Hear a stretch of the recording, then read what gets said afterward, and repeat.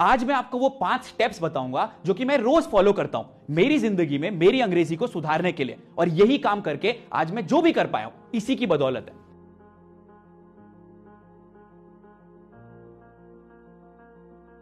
सबसे पहली चीज तो ये, जो भी मुझे रोज शब्द दिखते हैं, मेरे आसपास जो भी चीज मुझे दिखती है उसको मैं सिर्फ अंग्रेजी में सोचता हूं। अगर मुझे सड़क दिखती है तो मैं उसको रोड बोलता हूं, अगर मुझे पानी दिखता है तो मैं उसको वाटर बोलता हूं, अगर मुझे पेड़ दिखता है तो मैं उसको ट्री बोलता हूं। तो अपने आप ही मेरा दिमाग अंग्रेजी में सोचना शुरू कर देता है, क्योंकि सबसे बड़ी समस्या यह है कि हम सोचते तो हिंदी में है और हमें बात करनी है अंग्रेजी में, तो यह अनुवाद हमारा दिमाग कर ही नहीं पाता। जो मैं दूसरा काम करता हूं वो ये, जो भी चीज मेरे संग रोज मेरी लाइफ में होती है, मेरे वर्क से रिलेटेड, मेरे काम से रिलेटेड, उसको मैं अंग्रेजी में सोचना शुरू कर देता हूं। फॉर एग्जाम्पल, मैं ऑफिस रोज सुबह 9 बजे जाता हूं। I go to my office every day at 9 PM। मैं ऑफिस से शाम को 6 बजे वापस आता हूं। I come back from my office at 6 PM। तो इस चीज को भी मैं अंग्रेजी में सोचना स्टार्ट कर देता हूं। यह हमारा दूसरा स्टेप था। तीसरे स्टेप में हम क्या करते हैं कि मेरी लाइफ में जो रोज नई चीजें घटित होती हैं, जो अलग अलग चीजें होती हैं, उसको भी मैं अंग्रेजी में सोचता हूं। उदाहरण के तौर पे, आज मैं जोश टॉक देने आया हूं। I have come here to deliver my Josh Talk today. ये एक नई चीज थी, इसको भी मैंने इंग्लिश में सोचना शुरू करा।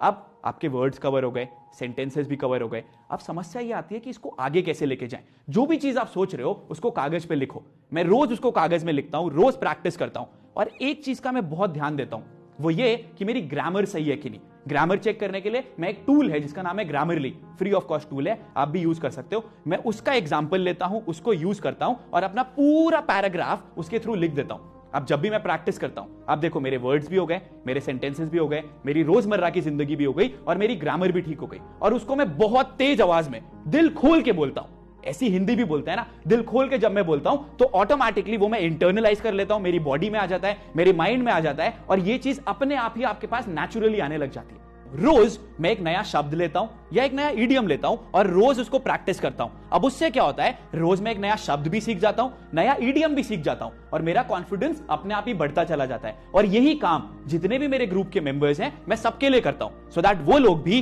रोज नए शब्द सीखें, नए सेंटेंसेस सीखें और अपने आप ही आगे बढ़ते चले जाएं। एक चीज जो कि हमेशा से मुझे रोकती थी आगे बढ़ने से, वो ये था कि मेरे मन में ये बात घर कर गई थी कि मैं एक बहुत ज्यादा शाय इंसान हूं। मैं कभी भी नहीं कर सकता हूं इंग्लिश में बात।